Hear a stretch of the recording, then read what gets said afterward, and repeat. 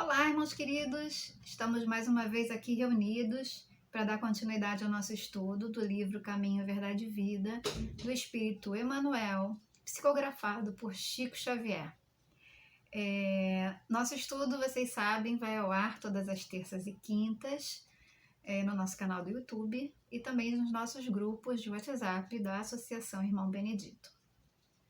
O capítulo que nós vamos estudar hoje é o capítulo 62 e o título desse capítulo é Parentela. Bom, pelo título do capítulo, a gente já sabe, né, a gente já vê que vai refletir sobre família. E esse é um assunto particularmente que eu gosto muito, porque é um assunto muito rico, muito amplo, né, de muita reflexão e também de aprendizado.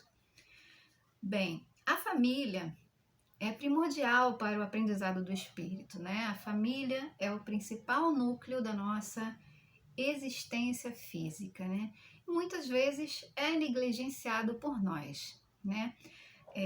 Muitas vezes damos mais valor a conviver com amigos do que com a família, damos mais importância ao trabalho do que a família, damos mais importância ao dinheiro do que a família, né? Então a gente muitas vezes deixa a família de lado, priorizando outras coisas na nossa vida.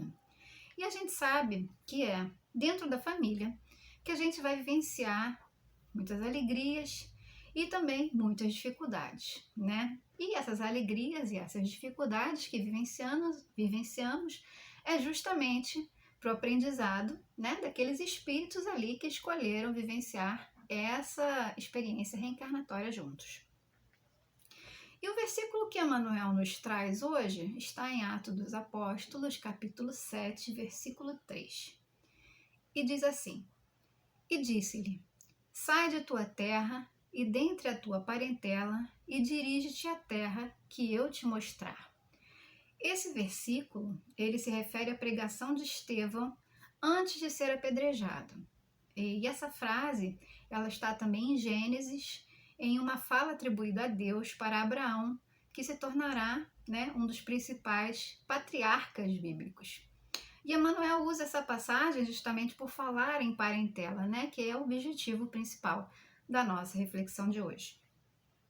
E Emmanuel começa assim: nos círculos da fé, vários candidatos à posição de discípulos de Jesus queixam-se da sistemática oposição dos parentes com respeito aos princípios que esposaram para as aquisições de ordem religiosa, né?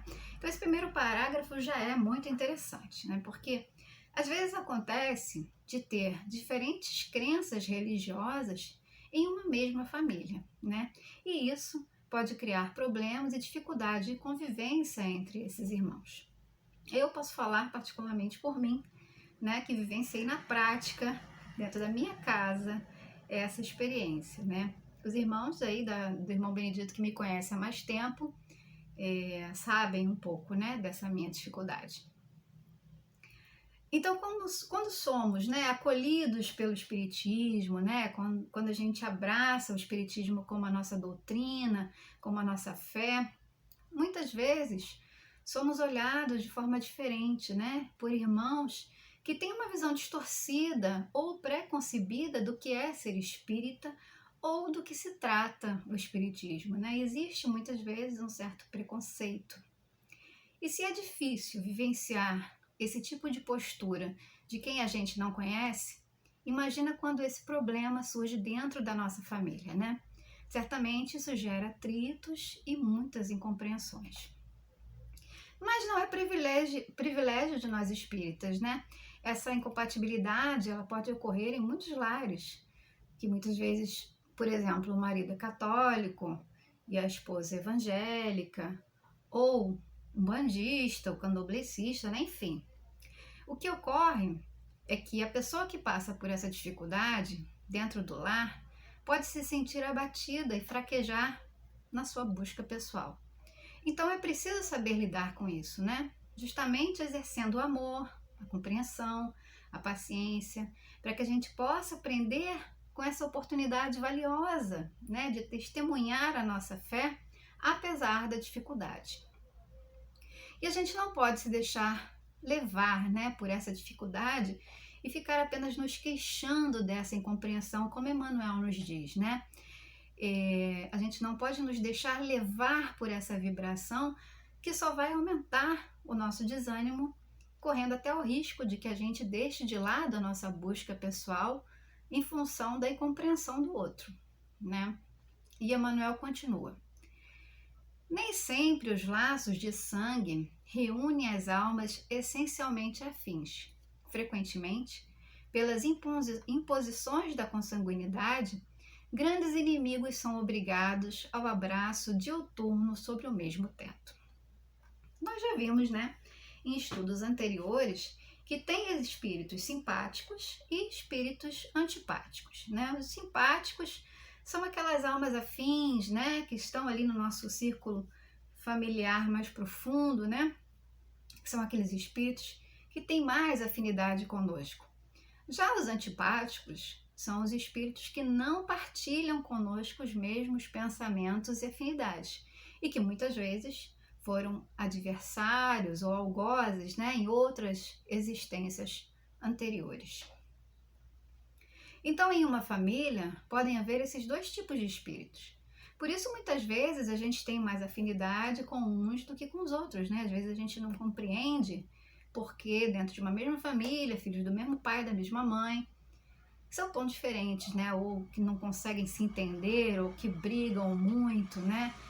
A gente não entende o porquê disso, né? O Espiritismo vem aqui para nos esclarecer o real motivo disso que ocorre em muitos lares.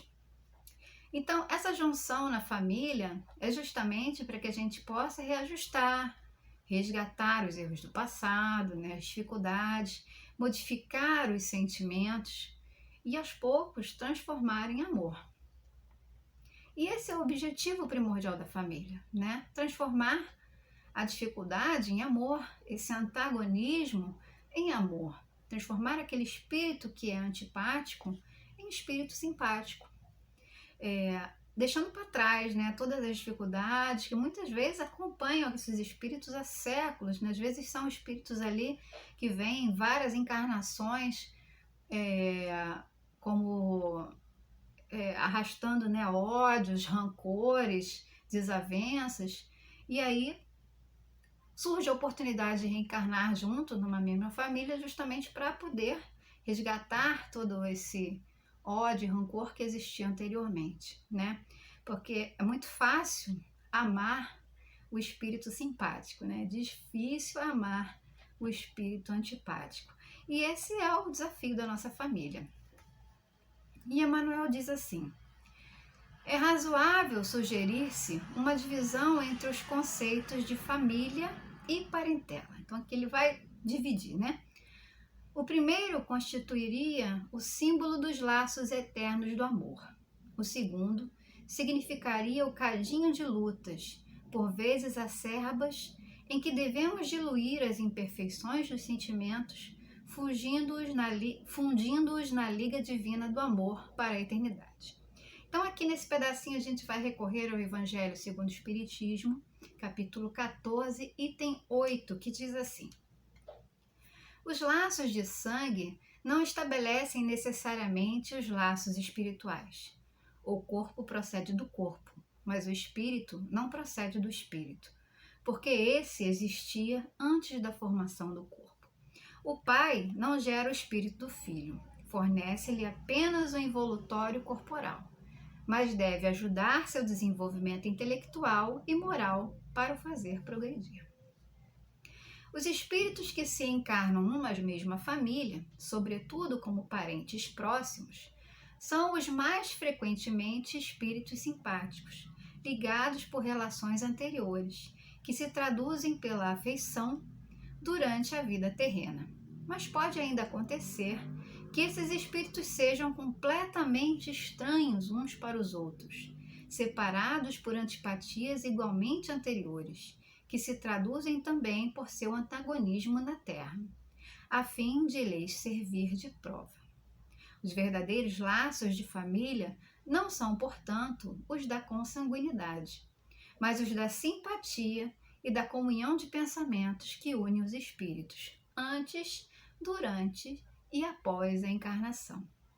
Donde que se segue que dois seres nascidos de pais diferentes podem ser mais irmãos pelo espírito do que os que fossem pelo sangue. Podem, pois, atrair-se, procurar-se, tornar-se amigos, enquanto dois irmãos consanguíneos podem repelir-se, como vemos todos os dias.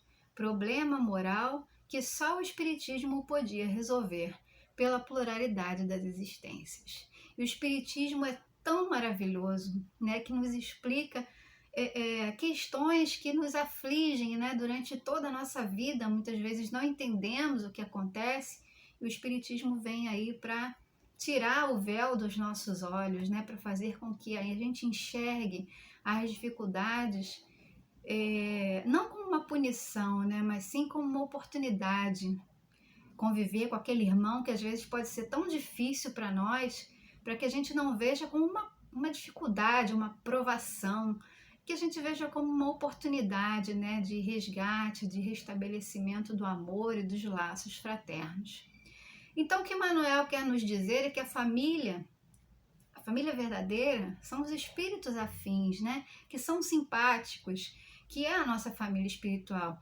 E essa família espiritual, ela pode estar aqui entre os encarnados, né, alguns desses espíritos, mas eu acredito que a grande maioria esteja no plano espiritual, né? São aqueles espíritos ali que estão nos auxiliando, né, que são os nossos amigos, protetores, que nos amam profundamente, né? Então essa é a nossa verdadeira família, segundo diz Emmanuel.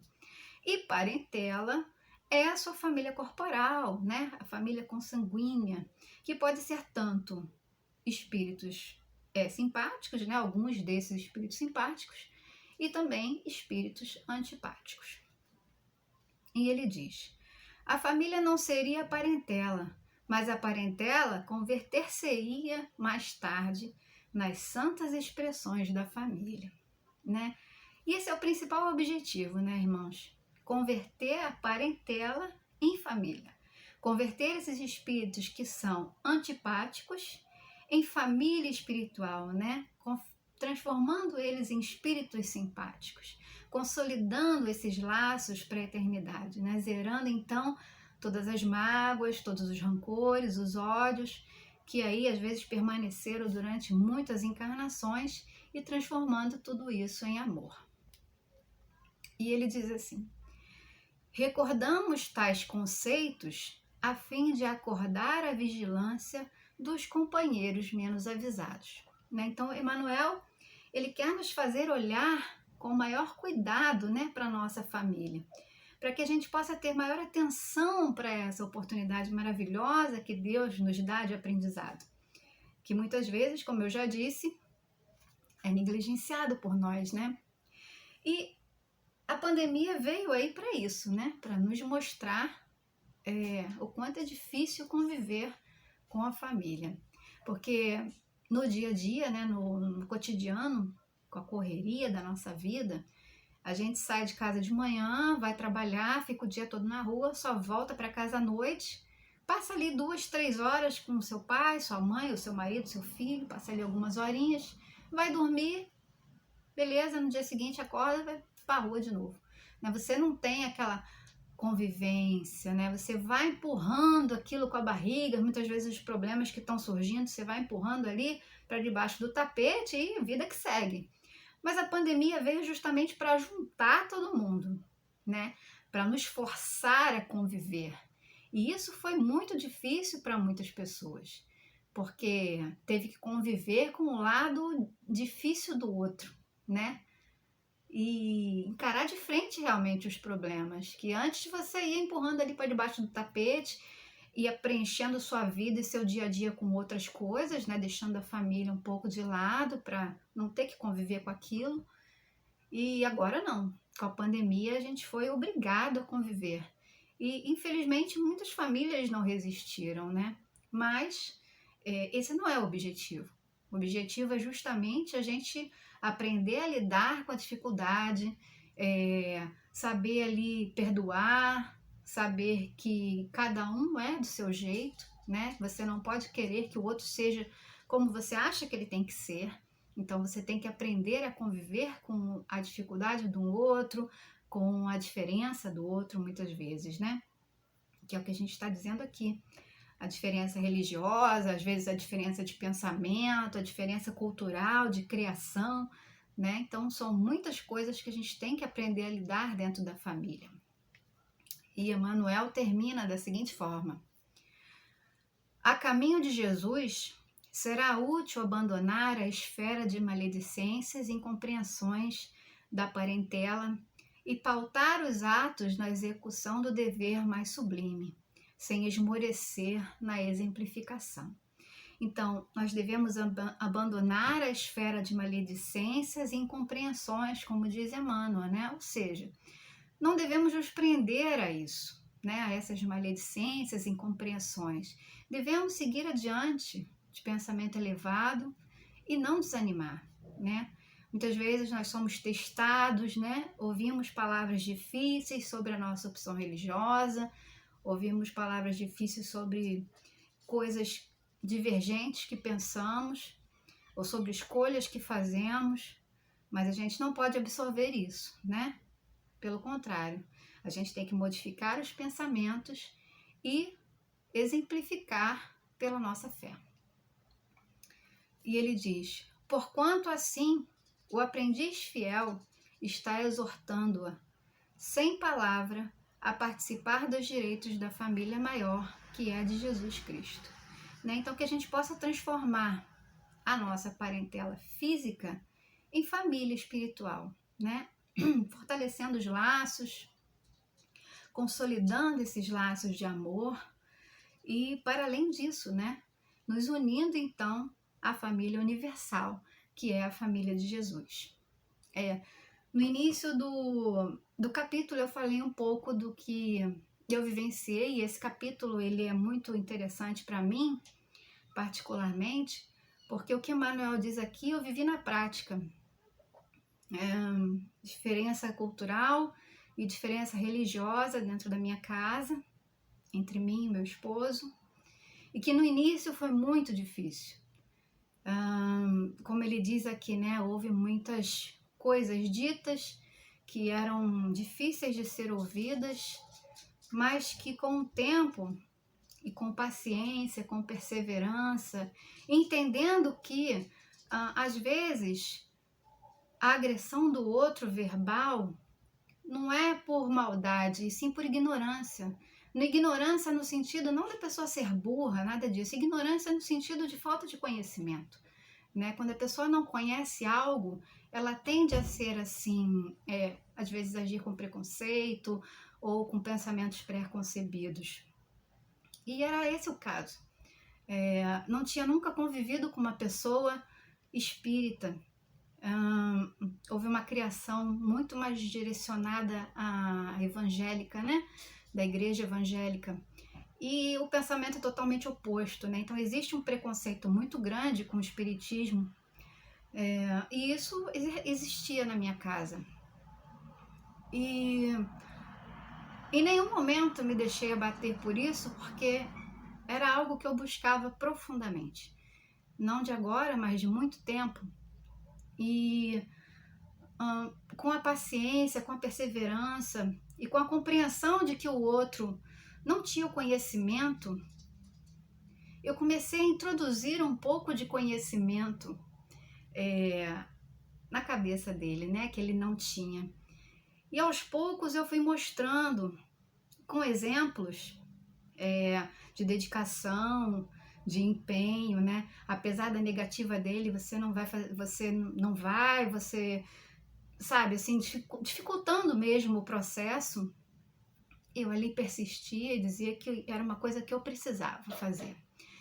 E aos poucos ele foi compreendendo. E eu utilizava muito, assim, às vezes filmes com temática espírita, para poder introduzir um assunto, esclarecer algumas questões.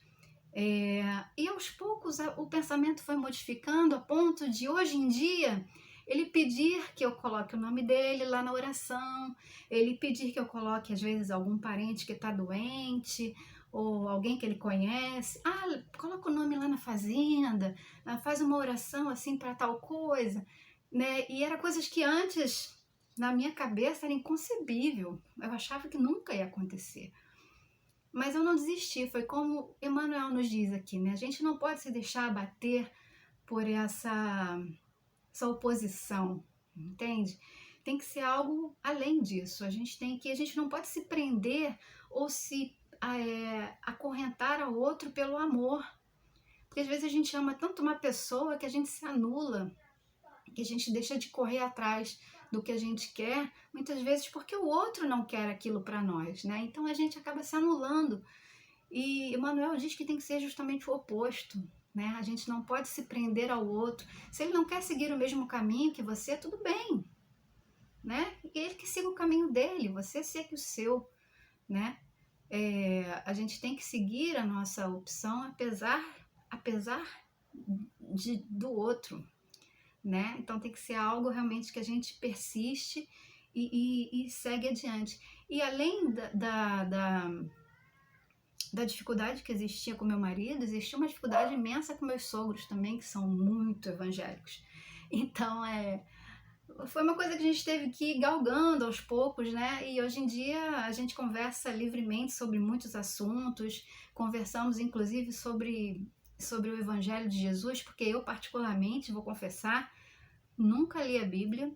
O pouco conhecimento que eu tenho com relação ao Evangelho de Jesus é de coisas que eu pesquiso, de filmes, de coisas que a gente vê assim no dia a dia, né? E o Espiritismo também me trouxe um pouco desse conhecimento. Mas ler a Bíblia propriamente eu nunca li. Li algumas partes, mas não ela inteira. E eu não sei nem procurar versículo, para te ser sincero, eu não sei nem procurar versículo na Bíblia. E aí, meu sogro é muito bom nisso, né? Então, às vezes, quando tem um capítulo aqui do livro Caminho, Verdade e Vida, que tem um versículo que eu não conheço, ou que eu nunca ouvi falar, eu às vezes recorro ao meu sogro e digo, preciso de tal versículo, tal capítulo, tem como o senhor me ajudar? E ele prontamente pega a Bíblia e acha, e a gente debate sobre aquilo, a gente conversa. Isso é tão valioso, porque une a família, né? Nos une, faz a gente perceber que a diferença religiosa, ela é tão pequena diante da grandeza de Jesus, não é verdade? De Deus, que é o nosso Pai maior, que é comum a todas as religiões. Então, o que é o título, né? Espírita, evangélico, católico? Isso é o que menos importa, o que mais importa é o amor a Jesus, seguir e praticar o evangelho dele. Então, isso é o que é mais importante, colocar em prática os ensinamentos de Jesus, né? E é isso que eu tento fazer dentro da minha casa, dentro da minha família. Eu peço desculpa a vocês de ter me alongado aqui, de ter trazido aqui uma história pessoal, mas é porque esse capítulo realmente ele vem bem assim, direto, né, num ponto que toca no meu coração.